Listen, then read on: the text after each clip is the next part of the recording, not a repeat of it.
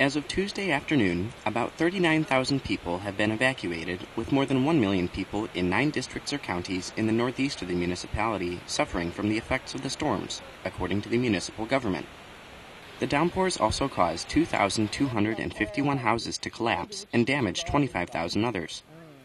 Direct economic losses have totaled more than 1 billion yuan, or about 167 million US dollars. The Chongqing government has earmarked 70 million yuan for disaster relief. The missing include 11 coal miners, who were buried by a landslide on Monday morning.